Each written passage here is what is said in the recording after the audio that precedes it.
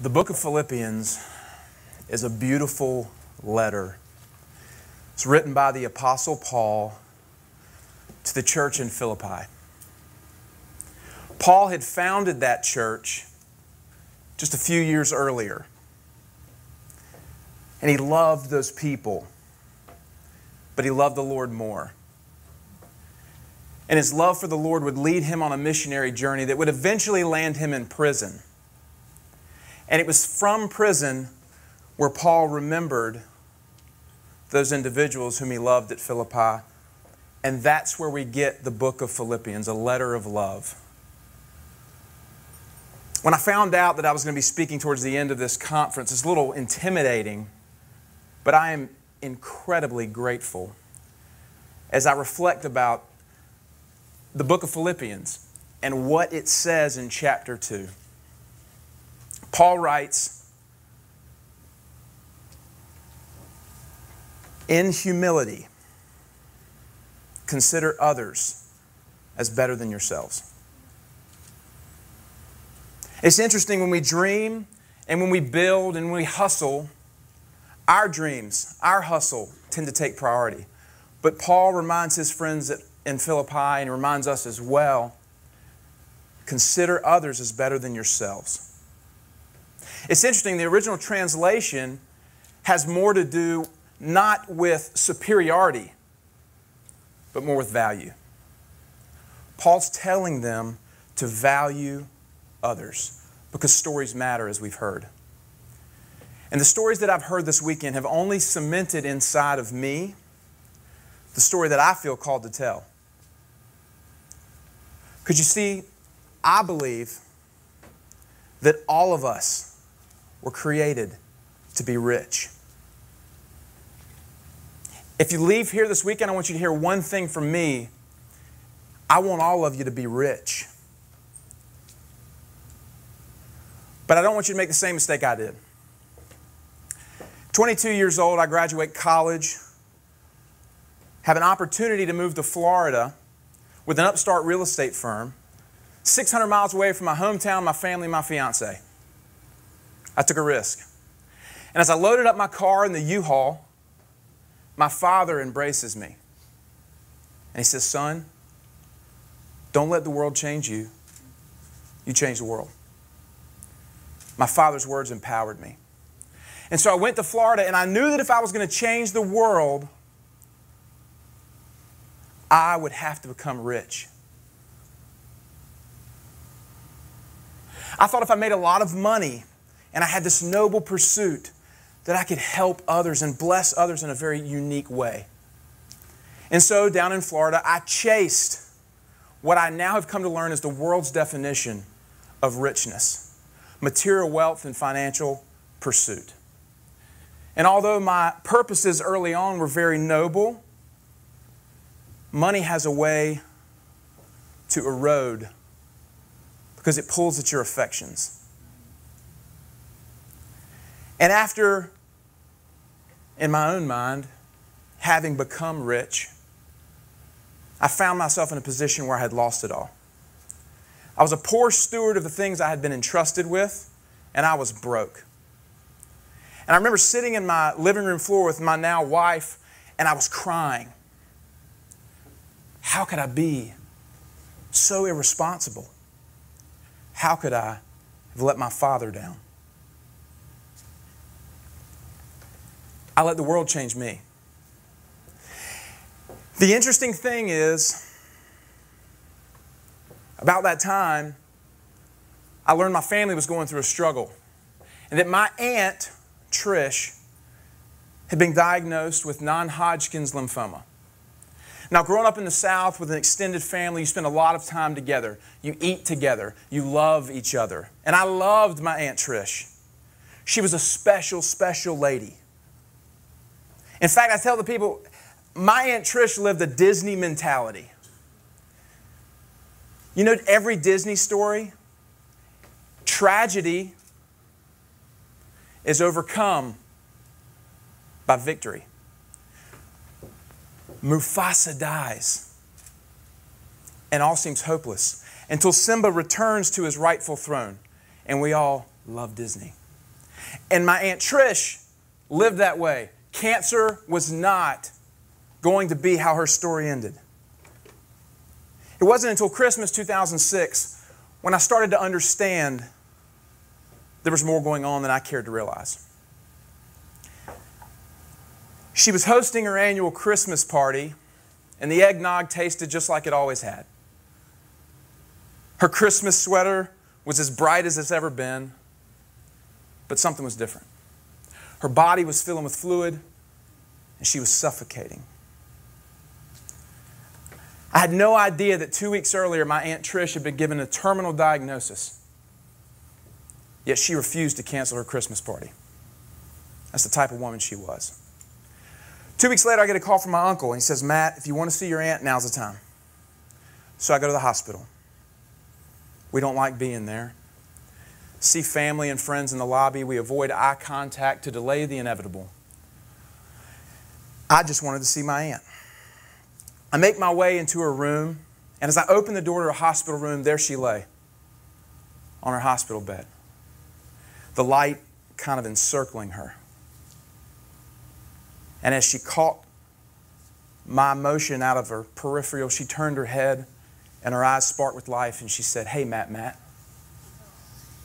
I walked to her bedside, I got down on a knee, and I held her hand. What do you say to somebody who's dying? I told her I loved her. I prayed with her. The interesting thing is that nobody else was in the room. And then a nurse enters. And because my aunt's lungs were filling with fluid and she was suffocating, the nurse was trying to make her comfortable, so she props her up with a pillow. And my aunt used that to grab a big breath of air, and she looks at that nurse and she says, you make my life easy. And this nurse looks back at my aunt and she says, you make my life rich. It's interesting. At 25, in my own pursuit of what it meant to be rich, I had no idea what that nurse meant. And those words would sit on my heart for 7 years as I would face financial brokenness, marital struggles, and finally came to a point where I felt the Lord's presence say, Matt, speak. And I said, what does that mean? And I felt like I heard right. One of the first stories I ever recalled was my aunt's. And when I wrote those words, you make my life rich, they came to life in my soul.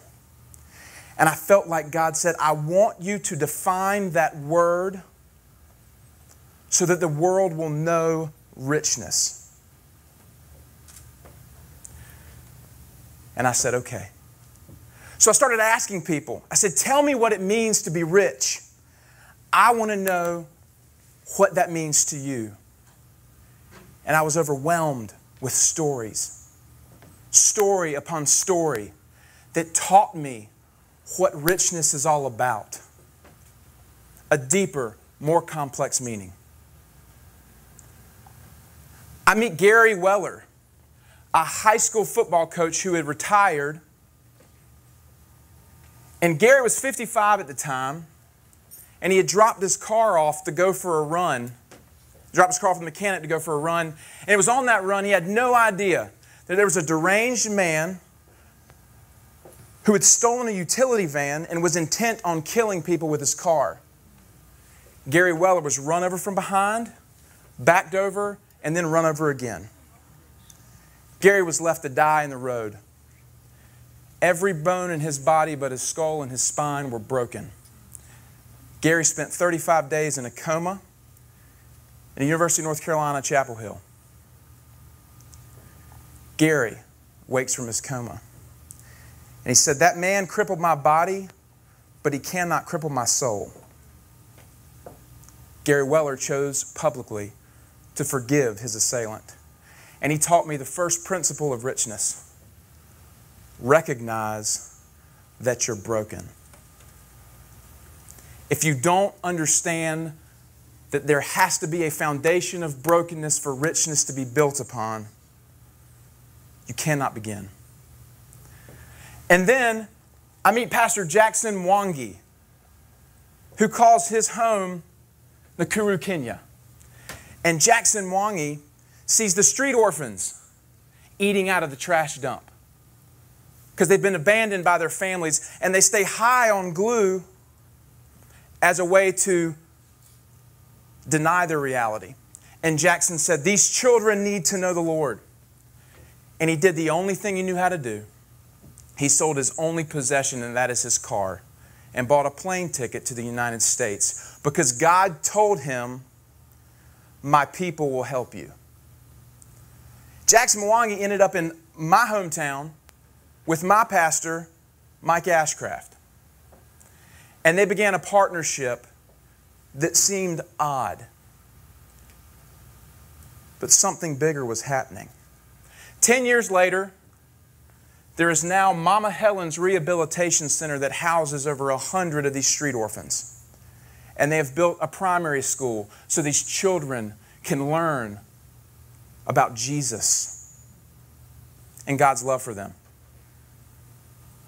Pastor Jackson Mwangi taught me the second principle of richness, and that is invest in others.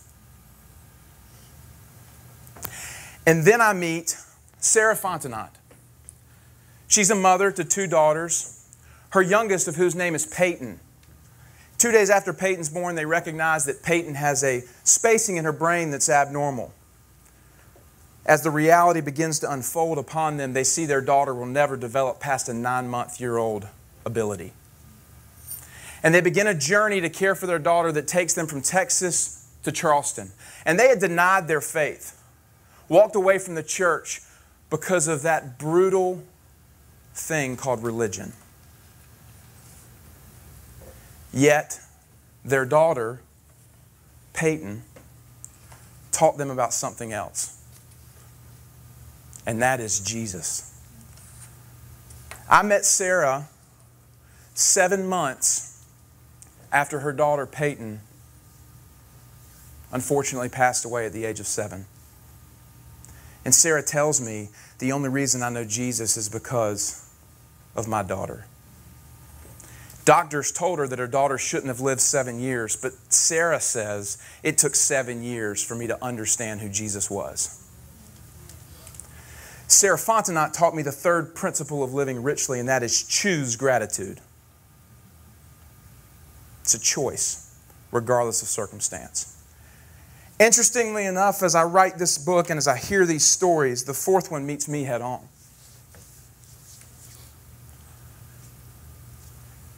This year for me, had a lot of plans. Finish my book, publish it. Competed in a half Ironman on June 1st. 3 beautiful boys. Life is good. Well, the fourth principle in the book is interesting.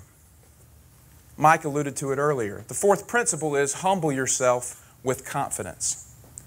The world tells you humility and confidence can't exist together, but they absolutely can.